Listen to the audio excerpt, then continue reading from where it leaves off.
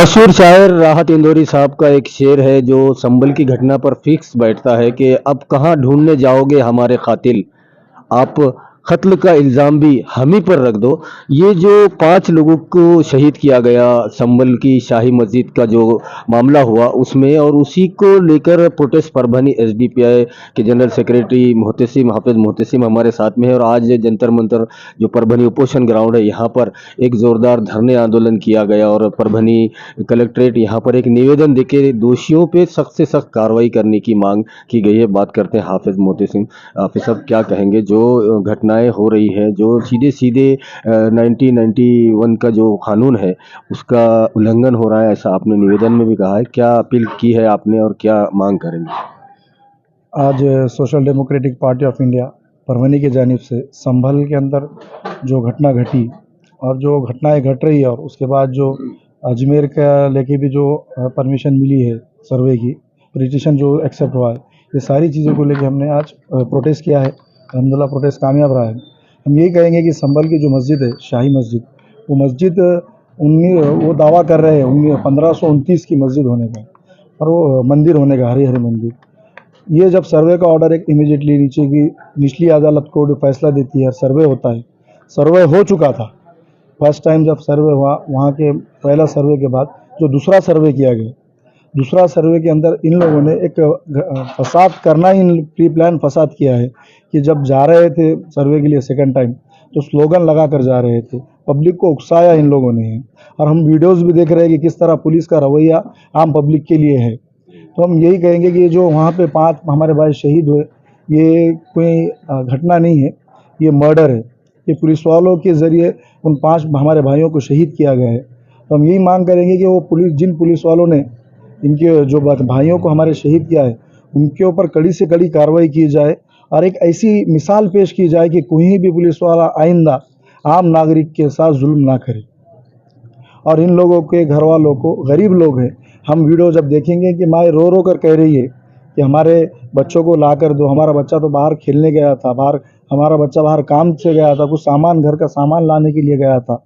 तो वो माँ जब रो रही है तो ये कह रहे कि अब हमारा लाल कहाँ से ला कर देंगे। ये जुल्म और ज़्यादती इन लोगों ने की है। तो इनको, ये सरकार से हम गुजारिश करते हैं कि इस पर इन लोगों को मुआवजा दिया जाए और योगी सरकार होश में आई है।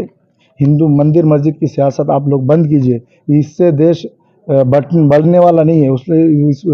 इसके अगेंस्ट देश की राजनीति का जो रुख चढ़ा है, इससे देश में अमन और अमान नहीं आएगा। तो हम यही गुजारिश करेंगे, देश में अमन और अमान के लिए कोशिशें कीजिए, धर्म की राजनीति बंद कीजिए। इसी पर बात करने के लिए हमारे साथ आज के एसडीपीआई के आंदोलन में आए हुए परभनी के समाज सेवक सैयद अकबर अली है, उनसे बात करते हैं। सैयद अकबर अली साहब, आज का निवेदन दिया गया है, मांग की गई है कार्रवाई की, आप क्या कहें?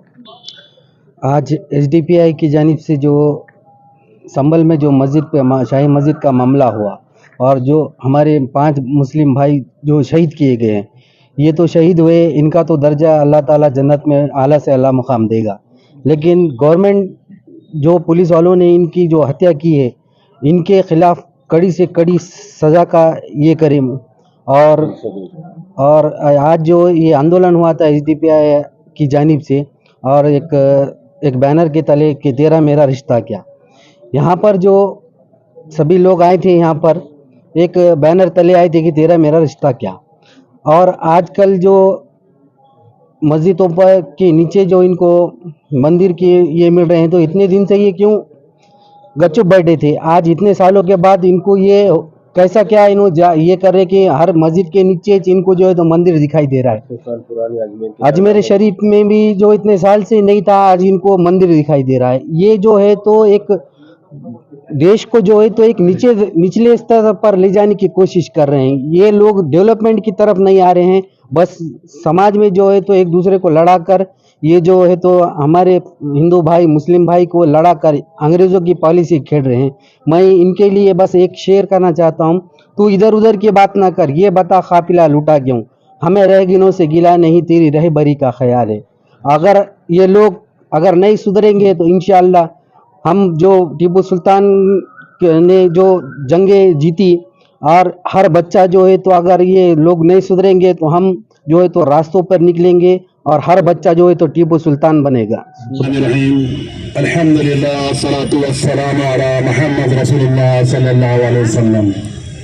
1400 साल की तारीख शाहिद है, न हम शैतान से हारे न हैवान से हारे, बस इतना सोच के जालिम तेरी जान बख्शी है, शिकारी है मगर हमने कुत्ते कभी नहीं मारे।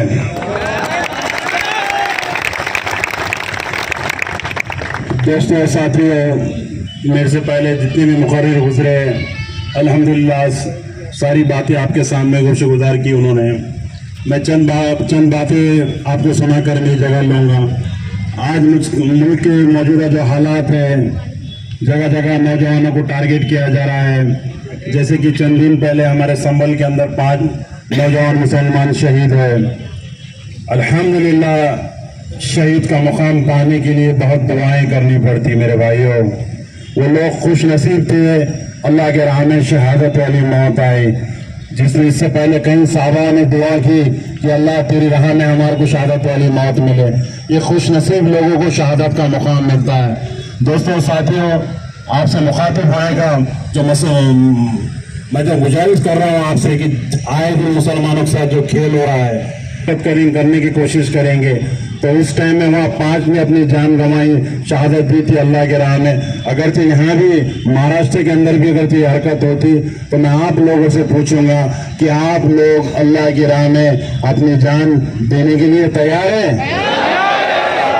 दोस्तों साथियों, कई नई नई चालें चलेंगी, व्हाट्सएप फेसबुक के जरिए वरगला आ जाएगा और अचानक से कहीं भीड़ जमती है। हम लोगों को हर जगह तस्दीक करना है। तस्दीक करके जो हमारे बड़े अकाबिरीन बोलेंगे उसके बाद हमारे को घरों से बाहर निकलना है। अपनी मफाद पर हम माजी में देखा हम लोगों ने कैसी कैसी अपनी दुकानें चलाई, क्या हाल हुआ। मेरी गुजारिश है आप लोगों से कि हम लोग शिकार नहीं बनना किसी का। वक्त और हालात जो चल रहे हैं मुल्क के नाजुक चल रहे, कि ये लोग चाह रहे कि कुछ ना कुछ मुसलमानों को वरगला जाए और मुसलमान गलत स्टेप ले और खुद हम लोग शिकार बने। बाबरी मस्जिद का जो फैसला आया, तो फैसला आने से पहले हमारे उलमाए दीन ने कहा था कि जो भी मुल्क की अदलिया फैसला लेंगी हम लोग मानेंगे। हम लोग अगर उस टाइम पे डट के मुकाबला करते नहीं मानते तो ये ज्ञान व्यापी और संभल की जामा मस्जिद का भी मसला नहीं होता।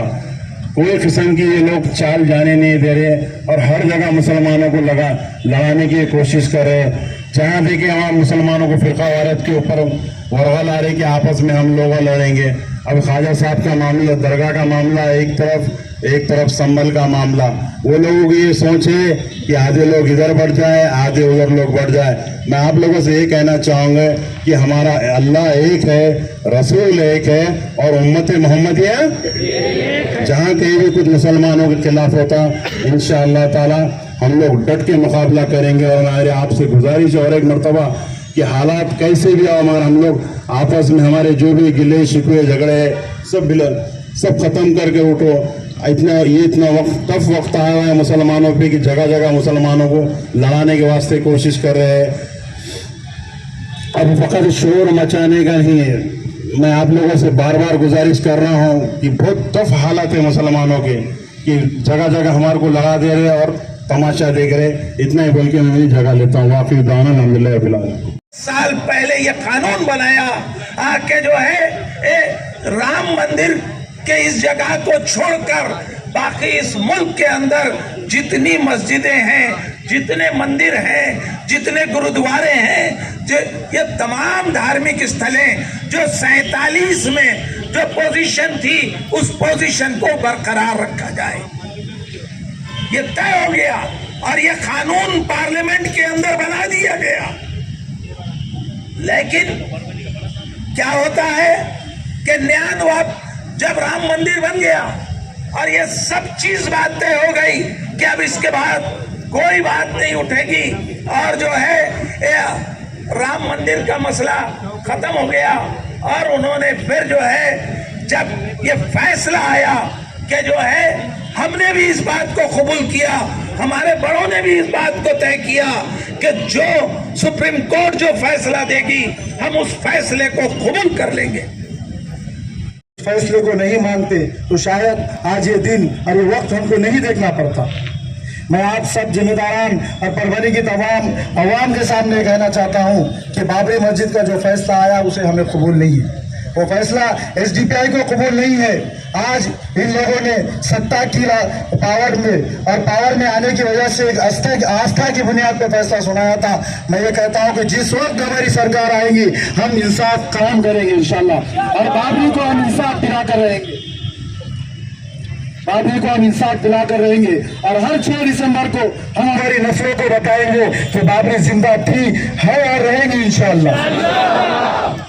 और उसके बाद जो ट्रेंड चल रहा है उलमा इकराम के साथ, उलमा इकराम की बेहुरमती, खुसूसन हमारे कायद मौलाना सज्जाद नोमानी साहब के लिए जो अल्फाज बीजेपी के लीडर कह रहे हैं, मैं उन लीडर से कहना चाहता हूं कि तुम चाह के भी, तुम या तुम्हारा बाप भी मौलाना की धूल की बराबरी, पैर की धूल की बराबरी भी नहीं कर सकता। तुम मौलाना के पास जाने की बात कर रहे हो, वो टिल्लू बिल्कुल नेपाली कह रहा है कि मौलाना को 23 तारीख के बाद बताएंगे, और उसे हम कहते हैं कि मौलाना के पास जाने से पहले हमसे मुकाबला कर ले। मौलाना के चाहने वाले, मौलाना के मुरीद तुझे बताएंगे कि इंडिया का कानून क्या है। ये बिल्कुल ही, और ये फतवे करते उलमा किराम ने बताया है कि इन्हीं फतवों की वजह से, इन्हीं फतवों की वजह से मुल्क आजाद हुआ है। और ये फतवे नहीं देते, जिहाद के लिए नहीं कहते तो शायद ये मुल्क आजाद नहीं होता, ये मुल्क अंग्रेजों की गुलामी में रहता। हम इन्हीं को यही समझाना चाहते हैं कि हमें ना छेड़ो। और शाही मस्जिद अजमेर की दरगाह, वो दरगाह थी और सबको मालूम है वो दरगाह है, उसके दरगाह को मुसलमान जितना मानते हैं उतना इस देश का हिंदू भी उस दरगाह को मानता है। तो तुम्हारे दिमाग में जो खिचड़ी पक रही है, जो फितूर चल रहा है, वो फितूर को निकालिए और ये मस्जिद मंदिर की राजनीति आप लोग बंद कीजिए। मस्जिद की, शाही मस्जिद मुरादाबाद की जो मस्जिद का फैसला आया एक जल्दबाजी में, यार ये प्री प्लान, जब फर्स्ट टाइम उसका सर्वे हुआ, जब कुछ भी नहीं हुआ, अमन अमान के साथ और एक सुकून के साथ पहला उसका सर्वे हो चुका था, तो उसके बाद दूसरा सर्वे करने की क्या जरूरत थी।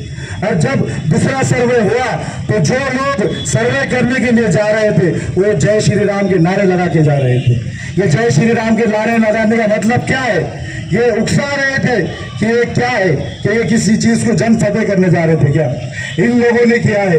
और वहां जो हमारे भाई शहीद हुए हैं उनका मर्डर किया गया है, ये कोई हादसा नहीं है, ये प्री प्लान और एक प्लानिंग के तहत जो तफसीली बात हमारे सामने आई है, ये प्री प्लान मर्डर है। उन पुलिस वालों पे कार्रवाई की जाए कि आइंदा पुलिस वाले संविधान को और कानून को अपने हाथ में ना ले, उनके कड़ी से कड़ी उनको सजा दी जाए पुलिस वालों को। मैं अपनी बात खत्म करता हूं और आए हुए परभनी शहर के तमाम ही जिम्मेदारान का मैं एसडीपीआई की तरफ से शुक्र अदा करता हूं कि आप आए और हमारी हिम्मत अफजाई की, और परभनी की आवाम का भी हम शुक्र अदा करते हैं और उम्मीद करते हैं कि आइंदा इस तरह हम जब भी आपको आवाज़ लगाएंगे आप हमारे प्रोटेस्ट में हाजिर होंगे। अस्सलाम वालेकुम। इजाजत देंगे। ये जो निचली अदालतें कर रही है, जिले अदालतें जो कर रही है, 91 के एक्ट का जो उल्लंघन सीजीआई चंद्रचूड़ ने कर गया है, मैं कहना चाहता हूं ये आग सीजीआई चंद्रचूड़ ने लगाई है और अगर इसको नहीं रोका गया तो हिंदुस्तान जलेगा। इसलिए मैं हुकूमत से कहना चाहता हूं कि आप इस पर रोक लगाए और मैं मुबारकबाद देता हूं हाफिज मोहतसिम और उनकी सारी टीम को और एसडीपीआई को कि आपने बेदारी का काम किया है। इंशाअल्लाह ये बेदारी जारी रहेंगी और संभल के जो शुहदा शहीद हुए हैं सारे सबूत मौजूद है। जफर अली खुद कह रहे हैं वहां के जो एडवोकेट है और मस्जिद के सदर है कि मैंने अपनी आंखों से देखा कि पुलिस देसी कट्टे में हथियार इस्तेमाल कर रही है। जैसे मिट्टू साहब ने कहा कि कोई सबूत में, लेकिन मस्जिद अल्लाह का घर है। जिस तरह अल्लाह ने अबाबील के जरिए खाने काबा की हिफाजत की थी, हिंदुस्तानी मुसलमान अपने मसाजिद की हिफाजत के लिए अल्लाह के अबाबील नहीं बल्कि अल्लाह के शाहीन बनकर मैदान में आएंगे इंशाअल्लाह। आप साफ तौर से कहना चाहता हूं, आप अगर मस्जिद की ईंट को धक्का लगा, याद रखो फिर वो मुसलमानों की जान को धक्का रहेगा इंशाअल्लाह। बर्दाश्त नहीं किया जाएगा। चाहे संभव अब अजमेर की दरगाह, अरे अजमेर की वो दरगाह है जहां तुम्हारे कितने बांझ लोगों ने जाके मन्नतें मांग के वहां से औलाद ले ली है। अब तुम अजमेर पर भी हाथ उठा रहे हो। अब फिर मोदी को पूछना चाहता हूँ, मोदी तूने कौन सी चादर कहाँ भेजा था? अजमेर शरीफ तूने चादर भेजा था। अब अगर वो गलत है या ये गलत है, इसका मतलब ये है कि आरएसएस वालों को मोदी का भी इलाज करना चाहिए, क्योंकि मोदी भी तो उनको संत मानकर और वो दरगाह मानकर वहां चादर भेज रहा था। इसलिए ये बिना वजह डिवाइड एंड रोल वाला इन्होंने कानून अपनाया है कि फूट डालो और राज करो। और जैसे मुफ्ती अजीम साहब ने कहा था कि मौलाना नौमानी साहब जीदा मजदहू की एक बात को लेकर इन्होंने बवाल मचाया, और वो गिड्डा वो ये कह रहा है कि मौलाना सज्जाद नौमानी साहब को जो है हम 23 नवंबर के बाद देखेंगे। 23 नवंबर भी चला गया और पूरा साल चला जाएगा। अगर छठी का दूध पिया है वो नितेश राणे नेपाल ने, जो हिंदुस्तान का नहीं नेपाल का है, अगर उसने माँ का दूध पिया है तो 1 to 1 मौलाना सज्जाद नौमानी साहब के सामने आकर दिखाए। और फतवा नहीं, अगर फतवा दे दिया जाता ना तो 1749 में हजरत शाह अब्दुल अजीज मुहद्दिस दहलवी रहमतुल्लाह अलैह ने फतवा दिया था अंग्रेज हुकूमत के खिलाफ, कि अंग्रेज के खिलाफ अब जिहाद फर्ज हो चुका है। ये फतवे के नतीजे में जो है देश आजाद हुआ था। आप मजबूर मत कीजिए कि 1749 की तारीख दोहराई जाए और फिर एक फतवा दिया जाए। हम नहीं चाहते, हमने तो ये अपील की थी। बहरहाल अजमेर की दरगाह हजरत ख्वाजा मोइनुद्दीन चिश्ती अजमेरी रहमतुल्लाह अलैह, जो खानदान हुसैनी से वाबस्ता है, और अल्हम्दुलिल्लाह उसी खानदान से मैं भी वाबस्ता हूँ, ऐलान करता हूँ कि इंशाअल्लाह और यकीन से कह रहा हूँ कि सुल्तानुल हिंद का वो दरबार वही सजा रहेगा। आरएसएस की चड्डियाँ फट जाएंगी, लेकिन सुल्तानुल हिंद हजरत ख्वाजा साहब ता क़यामत वही रहेंगे, और संभल की जामा मस्जिद भी जामा मस्जिद रहेंगी। अब किसी मस्जिद को हाथ लगाने की हम इजाजत नहीं देंगे। इसके लिए मैं आपसे पूछना चाहता हूं, क्या आप टीपू की तरह मैदान में आने के लिए तैयार हैं? सलाहुद्दीन की तरह मैदान में डटने के लिए तैयार हैं? नूरुद्दीन जंगी की तरह खून देने और खून लेने के लिए तैयार हैं? मैदान में है, और इंशाअल्लाह क़यामत की सुबह तक इस मुल्क के अंदर मुसलमान, इस्लाम और मसाजिद रहेंगे। जिस दिन इस मुल्क से इस्लाम, मसाजिद और मुसलमान को ख़त्म कर दिया जाएगा, याद रखो वो इस दुनिया का आखिरी दिन होगा और क़यामत की सुबह होंगी और सूर फूका जाएगा। अल्लाह रब्बुल इज़्ज़त इन तमाम लोगों को, इस DPI को, उनके जिम्मेदारान को खुश रखे, सलामत रखे, उनकी हिम्मतों को दोबाला करे। अल्लाह रब्बुल इज़्ज़त जज़ाए खैर दे। व आखिर दावाना अनिल हम्दुलिल्लाहि रब्बिल आलमीन।